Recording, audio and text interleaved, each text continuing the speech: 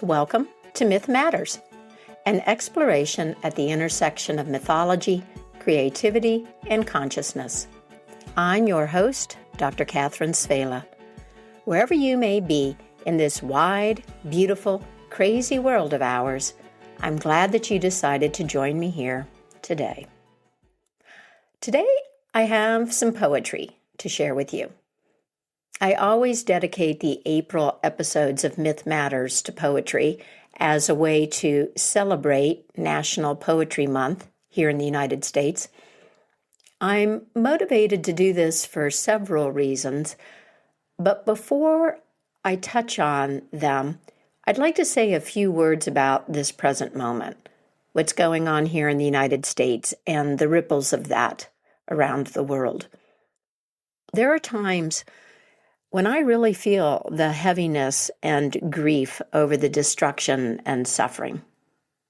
Times when I feel helpless as one person, simply a concerned citizen who does not have her hand upon any of the levers of institutional power.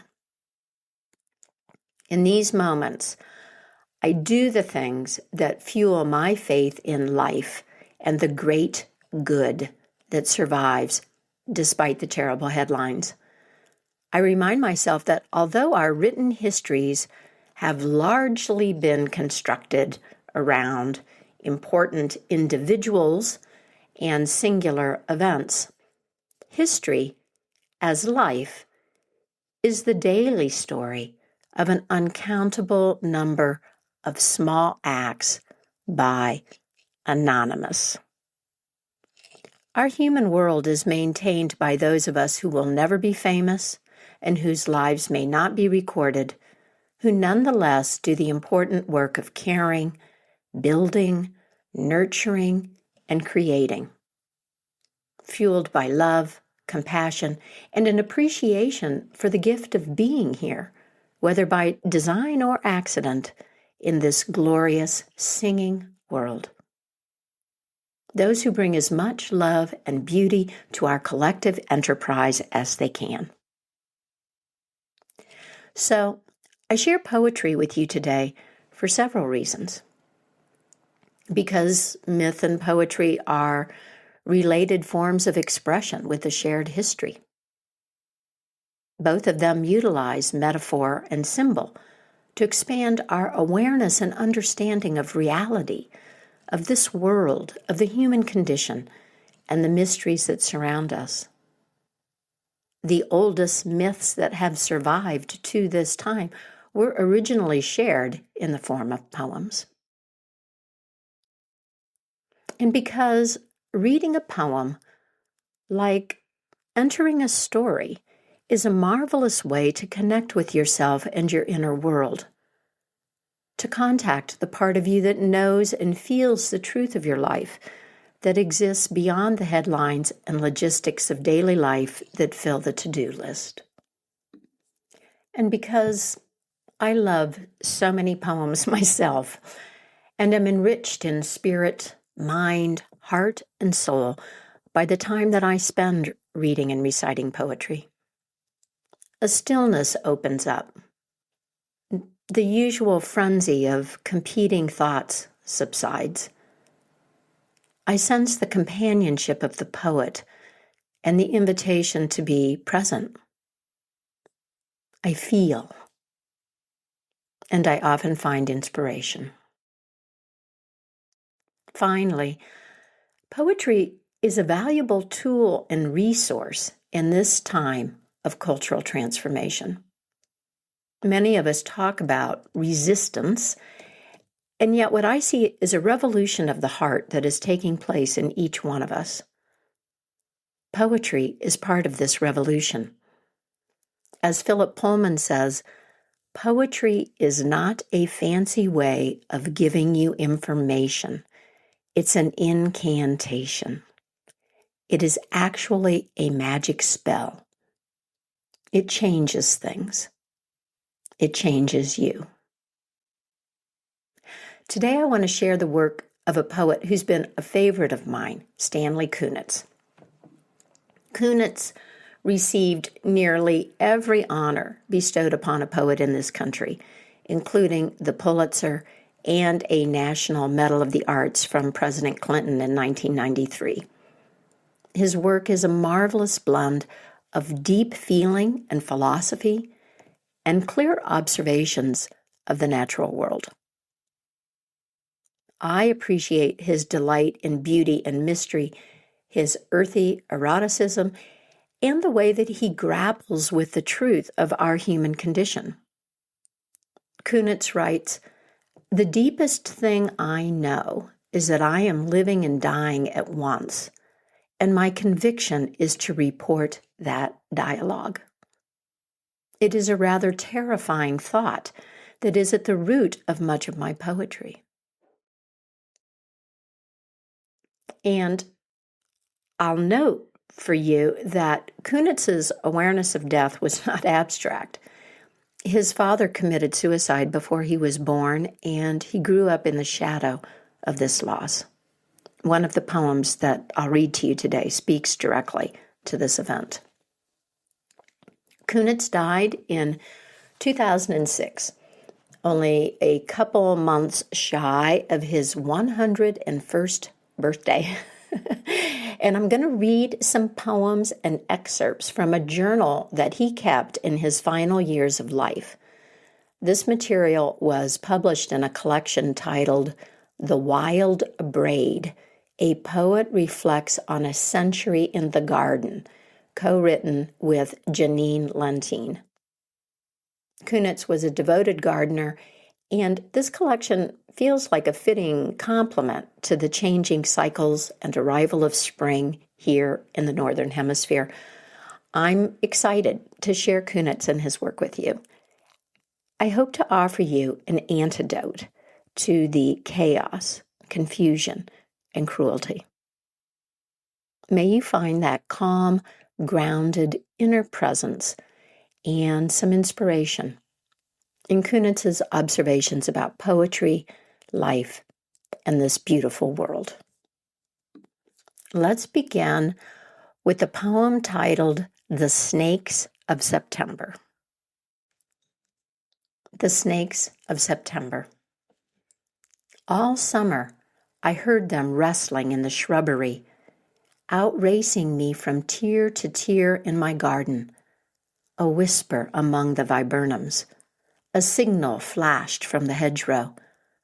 A shadow pulsing in the barberry thicket.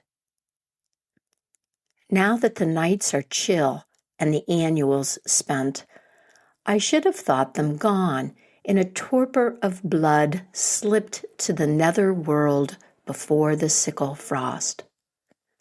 Not so.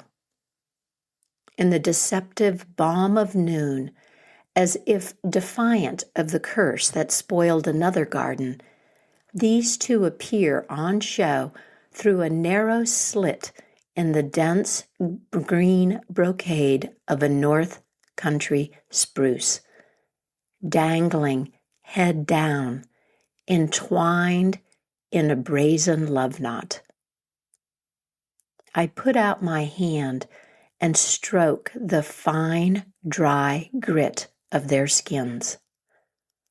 After all, we are partners in the land, co-signers of a covenant.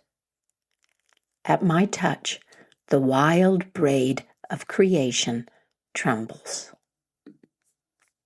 The wild braid of creation trembles. I love the marriage of material life and the mythic in that line, and the sense that we are living that mythic moment every day, because we are. Now, I debated reading you this long excerpt that I have from one of Kunitz's journal entries. It's prose, after all, in an episode about poetry, and yet what he says about poetry, creativity, the unconscious, and being a, quote, friendly host, end quote, is so lovely that I'm setting that technicality aside. What follows is from an essay titled A Friendly Host. One of the great delights of poetry is that when you're really functioning, you're tapping the unconscious in a way that is distinct from the ordinary, the customary use of the mind in daily life. You're somehow cracking the shell, separating you from the unknown. There's no formula for accessing the unconscious. The more you enter into the unconscious life, the more you believe in its existence and know it walks with you, the more available it becomes, and the doors open faster and longer. It learns you are a friendly host. It manifests itself instead of hiding from your tyrannical presence, intruding on your daily routines, accommodations, domestication.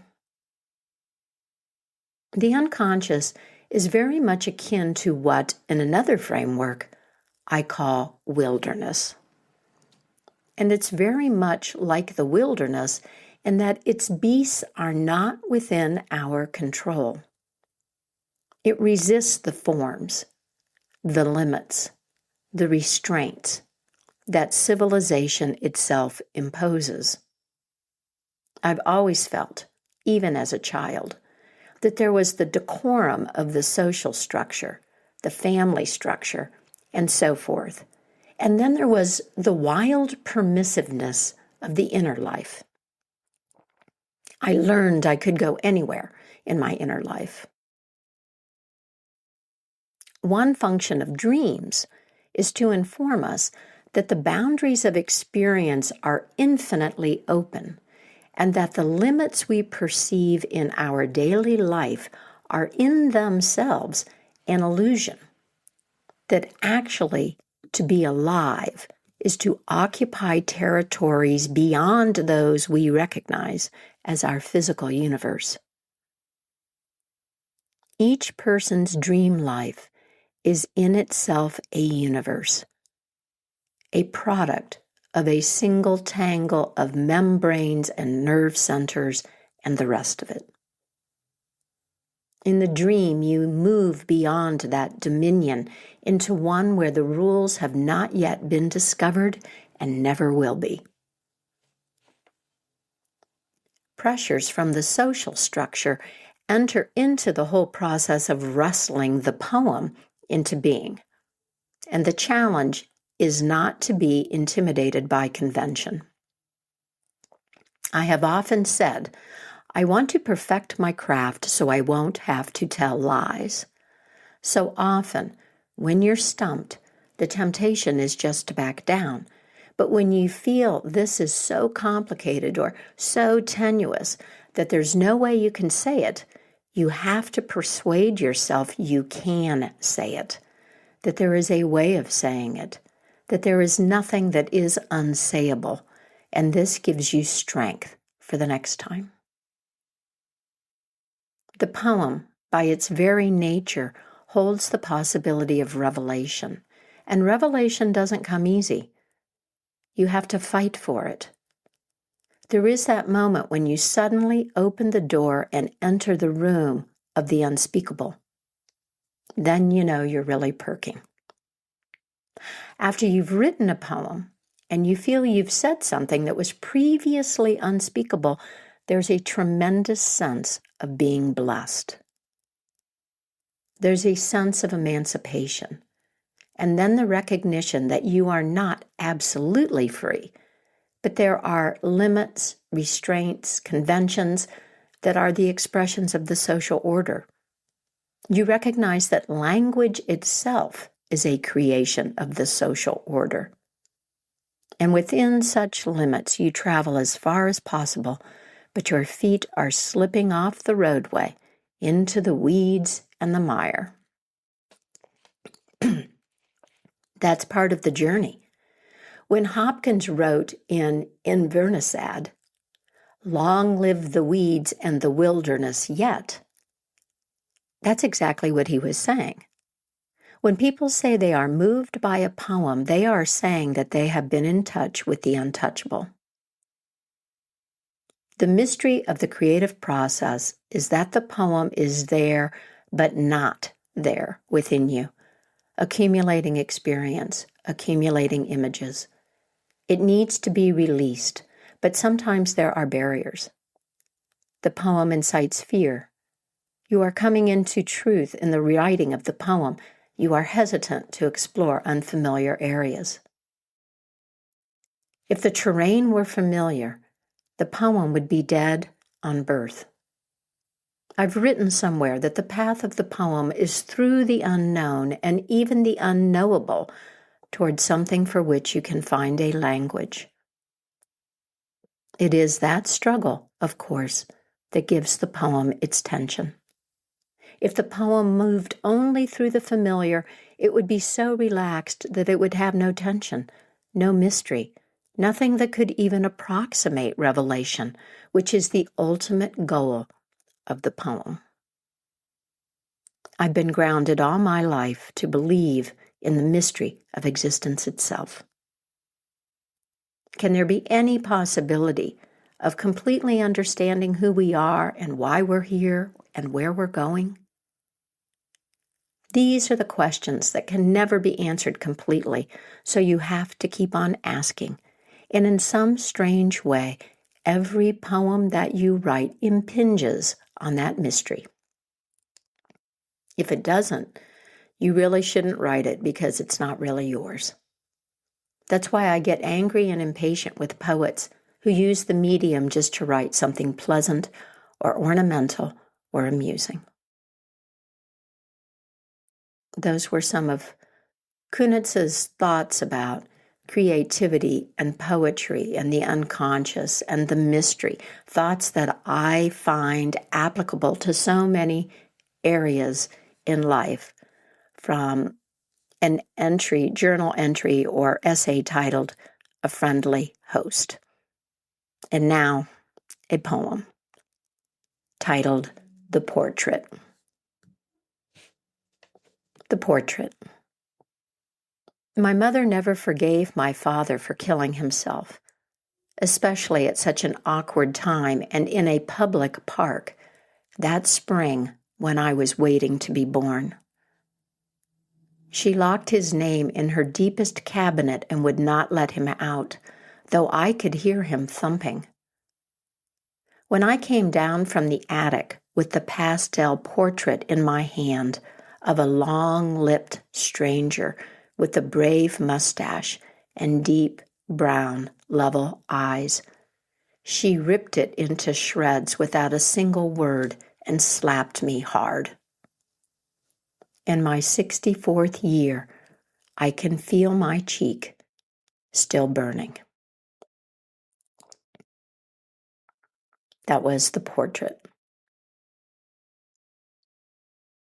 That poem is obviously about a sadness that existed at the core of his life. Well, Kunitz was also happily married for many years. Here's a poem about that love, written when he was an old man. It's titled, Touch Me. Touch me. Summer is late, my heart. Words plucked out of the air some 40 years ago when I was wild with love and torn almost in two, scatter like leaves this night of whistling wind and rain. It is my heart that's late. It is my song that's flown. Outdoors all afternoon under a gunmetal sky, staking my garden down, I kneeled to the crickets trilling underfoot as if about to burst from their crusty shells, and like a child again, marveled to hear so clear and brave a music pour from such a small machine. What makes the engine go? Desire, desire, desire. The longing for the dance stirs in the buried life. One season only, and it's done. So let the battered old willow thrash against the window panes and the house timbers creak. Darling, do you remember the man you married? Touch me. Remind me who I am. The energy of these poems leads me to another of Kunitz's essays about the creative life. This one is titled Saturated with Impulse. He writes, so much of the creative life has its source in the erotic. The first impulse is strongly erotic, but then one becomes reflective, a philosophical human being, an explorer. And then as one grows older and older, there's a need to renew that energy associated with the erotic impulse. There is always an element of the erotic in a poem about death. In fact, I would venture that all of one's feelings about death are kind of an elegy for the erotic, just as all poems about age have that element. A poem without a strong libido almost inevitably belongs to the weaker category. Such a poet can carry off a technical effect with a degree of flourish, but the poem does not embody the dominant emotive element in the life process. The poem has to be saturated with impulse, and that means getting down to the very tissue of experience. How can this element be absent from poetry without thinning out the poem? This is certainly one of the problems when making a poem is thought to be a rational production. The dominance of reason, as in 18th century poetry, diminished the power of poetry. Reason certainly has a place, but it cannot be dominant. Feeling is far more important in the making of the poem, and the language itself has to be a sensuous instrument. It cannot be a completely rational one. In rhythm and sound, for example, language has the capacity to transcend reason. It's all like erotic play. That's the nature of aesthetic impulse, aesthetic receptivity. Whether you're walking through the garden or reading a poem, there's a sense of fulfillment. You've gone through a complete chain of experience, changing and communicating with each step and with each line, so that you are linked with the phenomenon of time itself. The erotic impulse is so basic to human experience that we can never be free from it, even in old age. Desire is one of the strongest words in the language, which is why in Touch Me, as I look back on it, the very sound of that word is like a cry. In the middle of the night, if I wake, as I often do, I hear the sound of the night, not street noises or the sounds of animals. A sound of something humming like motor that seems to emanate from the movement of the spheres. I hear it very strongly in Provincetown. The night air seems to produce all sorts of secret sounds that simply flow through it, and often I'll get up and walk through the house and say, where is the sound coming from? And it's not coming from anywhere in particular. It's a deep pulsing in the universe. That was an excerpt from an essay titled Saturated with Impulse.